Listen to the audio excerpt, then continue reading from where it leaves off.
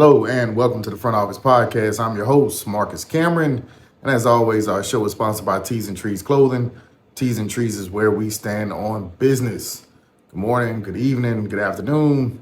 Whatever time you're checking into the show, man, we appreciate the check-in. Please make sure you hit the like, subscribe, share, and follow button.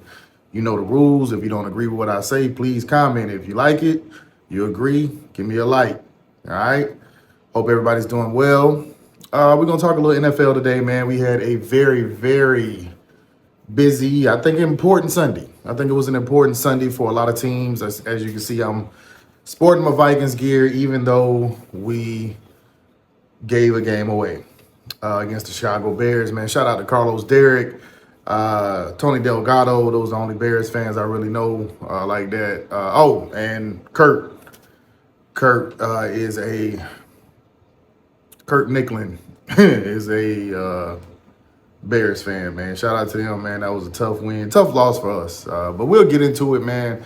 Real quick, I want to give my daughter a shout out, man. Lauren Cameron. She completed her third year of cross country this year. Just finished running the state championship on Saturday. Had an amazing season. They dealt with a lot of injuries, a lot of things were going on. Shout out to the coaching staff over there, man. Coach Stagg. Tough season, but the girls pushed through, made it all the way to the state championship. They finished, I think, 15th or something like that.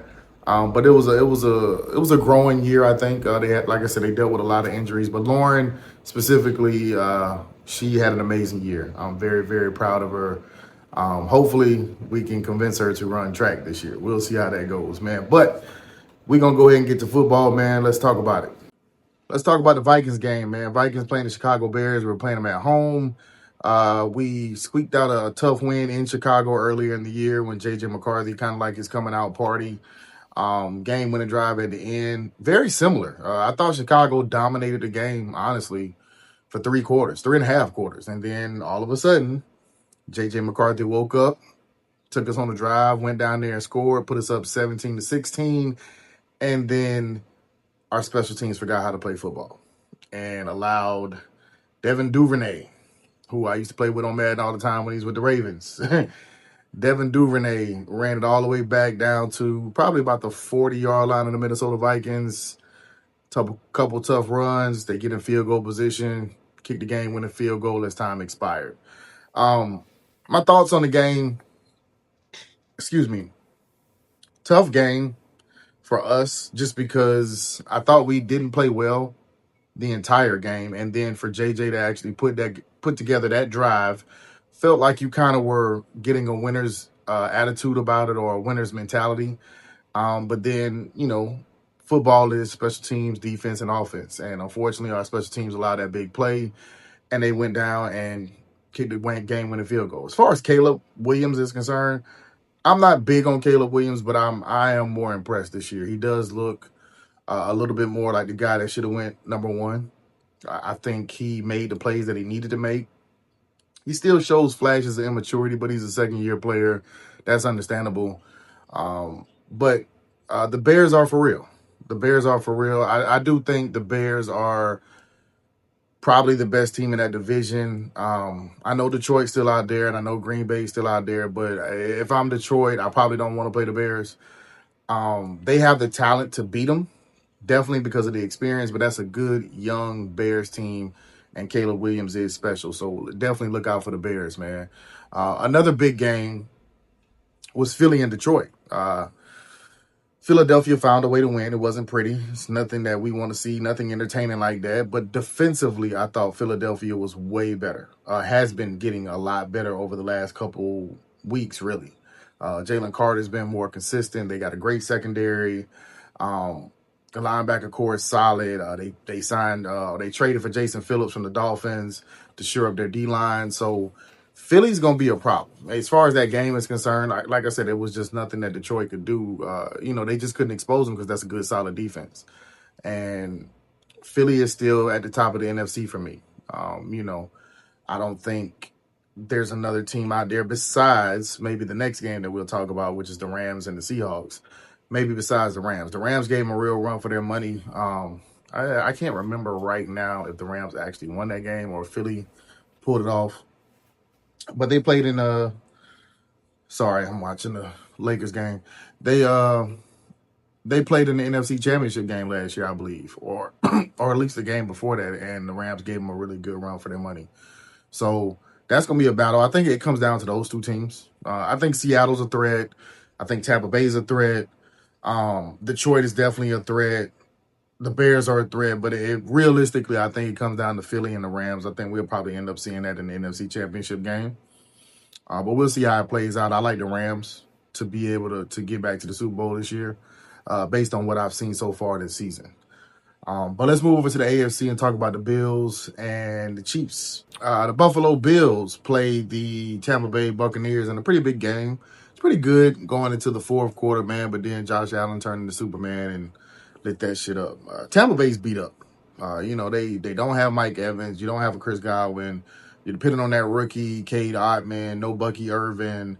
And they're still out there fighting against some of the better teams in the NFL. That's why I feel like Tampa Bay is a real threat. Especially if they ever get healthy, if they ever get Bucky Irvin back, if he ever can get off the fucking medical shit, man. I know you're dealing with injuries, bro, but I got you on my fantasy team and you're fucking killing me right now. Fucking killing me. But I do like what Buffalo has going on. Josh Allen, I thought that was a statement game.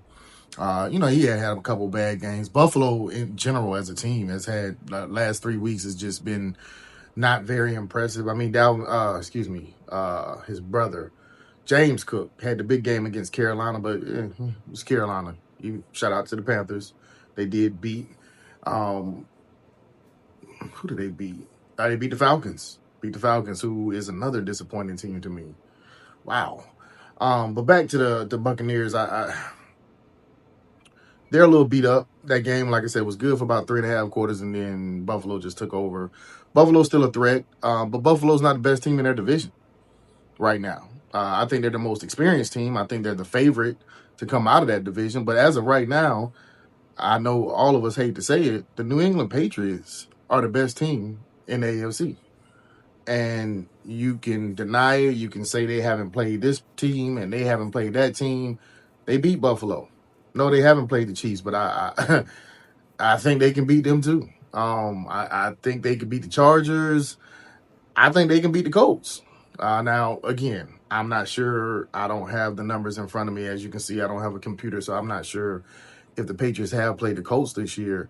All of those teams that I just went over, Kansas City, Buffalo, the Chargers, New England, the Broncos, these teams are real threats in the AFC, and I think they can all compete for a Super Bowl. But as of right now, the New England Patriots look like poised to be the best team. Now, do I think they're going to make it to the Super Bowl? No. Do I think the Kansas City Chiefs have a very, very real chance of going back to the Super Bowl coming out the AFC? Absolutely. With that quarterback, that coach, that defense, Chris Jones, you can say the refs cheating for him, whatever, man, that's a championship team. And they haven't broke up anything about that team. Now, they're a little banged up too, but Travis Kelce looks very, very good. Last year, I don't know if that was the Taylor Swift thing, just kind of taking a year off or whatever the case may be, not blaming her. I'm just saying he had a lot going on. This year, he seems a little bit more settled into it. He's putting up some big numbers. I would definitely say he's teetering on Pro Bowl playing level in that AFC. But it's another team that I kind of left out for dead, and I think everybody else did, which is the Baltimore Ravens. The Ravens got a real chance of running the table. And if they go into the playoffs with that kind of momentum, watch out for the Ravens. Watch out for the Ravens. I don't have a prediction for the AFC. The AFC is kind of wide open. But I do like Buffalo to finally break through. Wouldn't be surprised if they get to the Super Bowl this year. But again, watch out for the Ravens. Definitely watch out for the Ravens. One other game I didn't touch on was the Rams and the Seahawks with Sam Darnold. Sam Darnold's taking a lot of heat in the media. Bad performance in a big game. I'm a Minnesota fan. He had 2 bad performances in 2 pretty big games for us. Even though he went 14-2, this is what the media does. They're going to rip you apart. And I'm glad his teammates stood up for him and basically was like, if you ain't rocking with Sam, fuck you. I can respect that. I can respect that coming from a teammate. That's a guy who knows It takes more than just one guy to win. He understands it. But the truth of the matter is Sam does have to play better in those type of situations. He has to have a big game. It's just like in the NBA, like, until big names start producing in big moments, it is what it is. James Harden is one of those guys. He's produced. He's had great games. James Harden's the top 5 probably shooting guard of all time. But when it's been on the line, he's had some epically bad performances. And until he consistently does it on a regular basis, it's his level of stardom is capped. You know what I mean? And that's just the way I feel about Sam Darnold with these performances. He has to go out and he has to have a better go of it in a big time game. And he'll get the chance. Seattle's going to be right there. I think they're going to win that division. It's a tough division. Actually, no, they're in that NFC West with the Rams. No, they're probably not winning that division. They're probably not winning that division, but they are going to be in the playoffs, I believe. I believe Seattle is going to be in the playoffs. So he'll get his chance. He'll get his chance, and we'll see exactly what he can do, man. I didn't have a whole lot on football. I'm dropping 2 episodes in one day. So this one will come out tomorrow, which is, I believe, the 18th, along with the NBA episode. Like I said, as we kind of ramp up, we get a little closer to playoffs. I'm locked in on my fantasy.